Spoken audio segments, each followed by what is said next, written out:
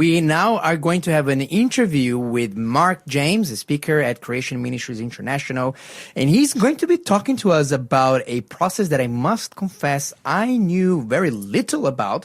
It is how does our body untangles our DNA, and actually it's more complicated than you think and more complex than you think. Okay. So Mark is going to be sharing with us this process of these biological machines that are living inside of us. Mark, good morning to you. It's great to have you with us on the show.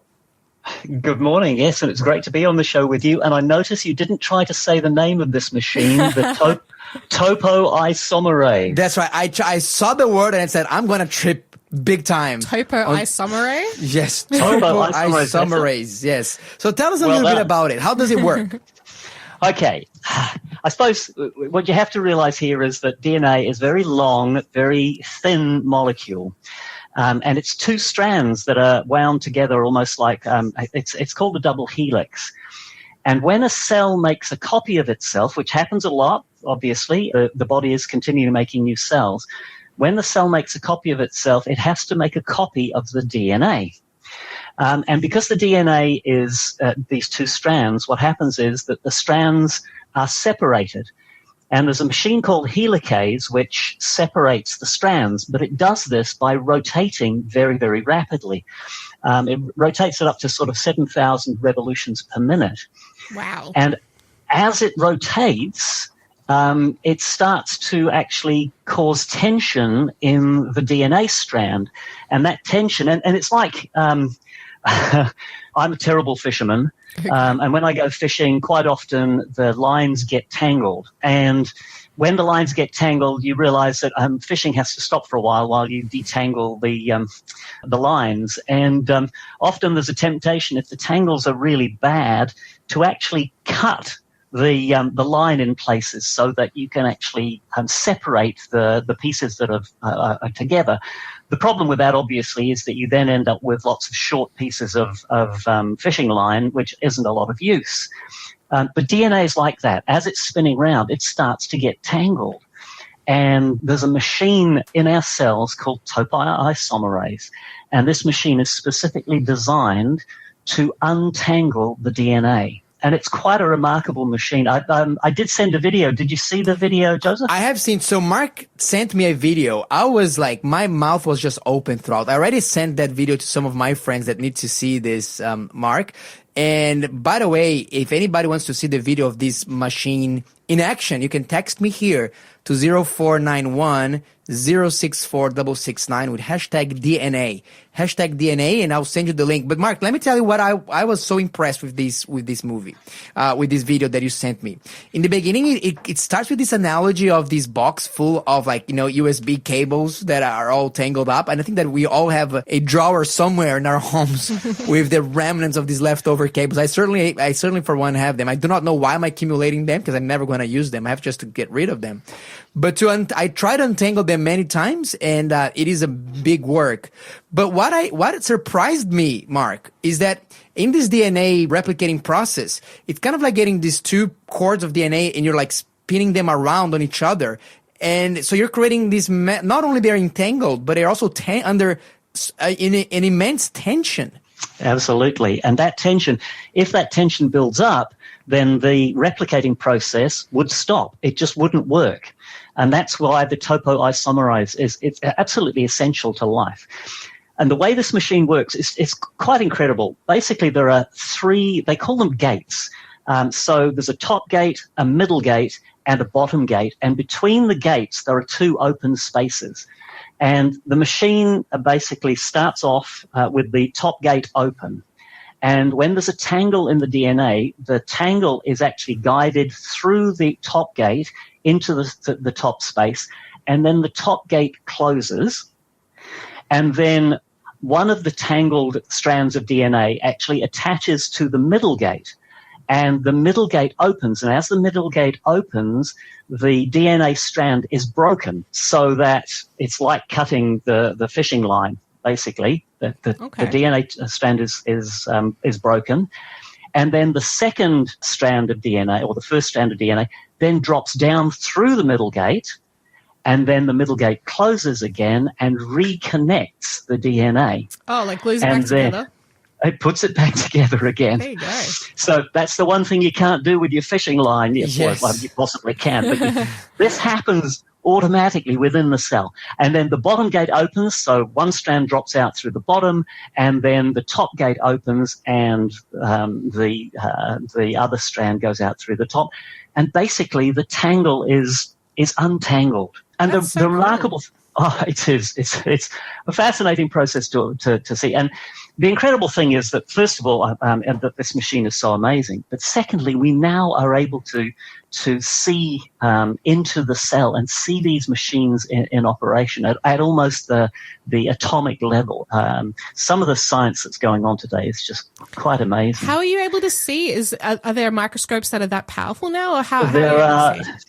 I believe there are microscopes that are that powerful nowadays. Wow, that's so it's cool. phenomenal. It really is. Plus with modeling as well. But James, I want to ask you this question here. Okay, so I'm fascinated because you're telling me that this operation is actually happening at 7,000 rotations per minute. So that's more than a Lamborghini or a Ferrari at full throttle. Wow. Every single second multiplied across trillion of cells in your body?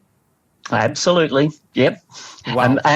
And replication of your cells, and so new cells would not happen without this replication process. And this is happening while you're sleeping, or you're just chilling, or you're running, like at all times this is going on. It is happening in your body right now, Wow. many millions and millions of times. That's crazy. Wow. The last point to this whole thing is the topoisomerase is absolutely essential. I mean, if topoisomerase didn't exist, then DNA would be functionally useless. But the coding to make the topoisomerase is actually on the DNA. Okay. So you end up with this chicken and egg situation. Yeah. Got a catch-22 here. Oh, absolutely. You cannot have a topoisomerase without actually replicating the DNA, but you need to have the DNA coding to make the topoisomerase. So I this tell you, could not have evolved, is what I'm hearing. you know what? The only way it could possibly have happened by chance is if a topoisomerase and the coding to make the topoisomerase both occurred at exactly the same instant in exactly the same location. And it's ridiculous to even imagine that could possibly have happened. Yeah. It points towards our Creator God, and a Creator God that is just designing things that are so far beyond anything we can even comprehend. Because look, this is just one of the processes that is going on, because there's like hundreds, if not thousands of processes that need to happen at the exact order, the exact same time, so that we can even function and breathe. Yeah. And if one of these things are not working properly, boom, we just drop dead. Yeah. Yep. And what we're finding nowadays, too, is that these machines are quite complex machines. And when these machines are being made, there is actually scaffolding programmed into the DNA. Yes. So scaffolding is created, which then helps to manufacture these machines.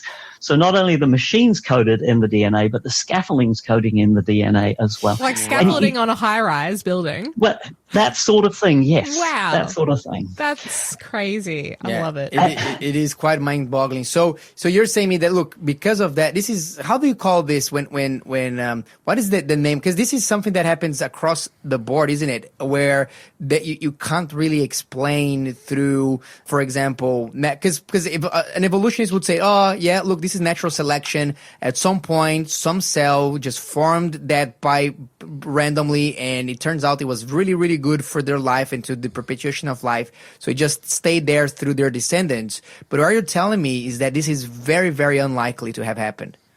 It's impossible. It really is. Impossible, yeah. If every single molecular vibration in the whole universe for the whole of the supposed 13.8 billion years of the universe, which I don't believe, by the way, the universe is only 6,000 years old. But I mean, if every single the chances of this coming together by chance, it's zero. It really is zero. Yes. Yeah, absolutely. And Mark, so okay, so this is absolutely fascinating. Is there anything else that you'd like to highlight from that structure? Otherwise, I would like to also to ask you, because a lot of people will say, hey, wait a minute, like 6,000 years, like what are the evidences that we can point to towards a young universe as well? Because I know that even among creationists, sometimes there is a debate about that. Okay. I would recommend people go to our website, creation.com. There is an article there. All they have to do is search creation.com age, and there's an article there, 101 evidences for a young age of the earth and the universe. Okay. 101 evidences. 101. Yep, and what people don't realize is that of all the methods that scientists use to determine age, over 90% of them point to a young age of the Earth and the universe. Oh, really? You don't get told that. So of these evidences that point to an old age for the Earth and the universe, they're a small proportion of the methods that are used to determine age.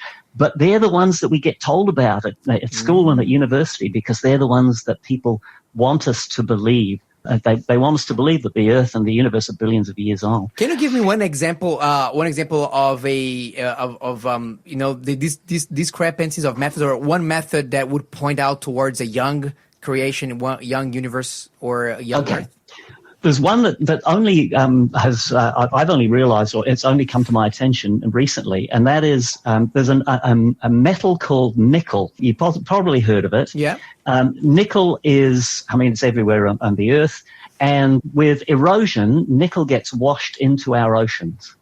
And we can estimate how much nickel is being washed into our oceans every year just by natural processes. So natural erosion, we can estimate how much nickel is going into our oceans. And we can also estimate how much nickel is coming out of the oceans, because there are things that form on the seafloor that the metals get attached to, basically. Okay. So we know how much is going in, we know how much is coming out.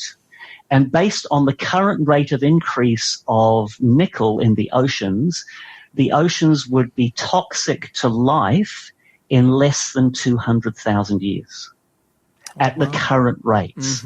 Now, these oceans are supposed to be billions of years old. And that nickel will have been eroding into the oceans for all those billions of years. Why is there life still in our oceans if at the current rates in 200,000 years? Now, I'm not saying that the Earth is 200,000 years old. I'm not saying anything like that at all. But we know at the current rate of increase that life would not exist in our oceans in less than 200,000 years. See, something like that. Oh, yeah, something like that. You sort of look at it and you think, okay, well, if that's the case, surely the oceans cannot be billions of years old. In fact, they can't be more than thousands of years old. But is that if someone says, "Oh, but have we factored in by our human sort of influence into that?" Is there any kind of human influence into the deposition of nickel, because of nickel being used in industries and being dumped in the oceans? Could it be that the current rate is not the same as the historic rates, or that has already been accounted for? It has been accounted for. Basically, as I said, it's the natural the nickel going in by natural processes. Wow, that is fascinating. Look, this is the first time that I'm hearing about these nickel rates. I think it's absolutely fascinating. Mark, we are having to wrap up the interview here, but can you please give us again, how can we find more articles? Actually, I was needing help from Creation Ministries International on the weekend. I was talking to a friend of mine that brought up the evidence of the laryngeal nerve on giraffes. It's a famous Richard Dawkins video, and I found some great fascinating resources at creation.com. So can you tell us a little bit more how to find Creation trustworthy information online? Okay. The ministry I work for, we call ourselves an information ministry. We're apologetics, definitely, but we're an information ministry. We employ more PhD scientists than any Christian ministry around the world, as far as we know anyway.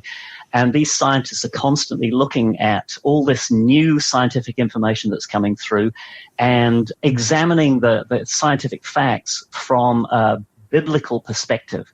And then we have articles that go up on our website. We have which is creation.com. So you go to creation.com. If somebody's asked you a question or you have a question for yourself, go to creation.com, use the search function, type your question in there, and all these are, and I'm sure this is what you did on the weekend, yes, Joseph. This is exactly what I've done. You type the question in there, all these articles will come up with information. You can read them for yourself. You can copy them. You can link them to so your friends can go and have a read of them as well.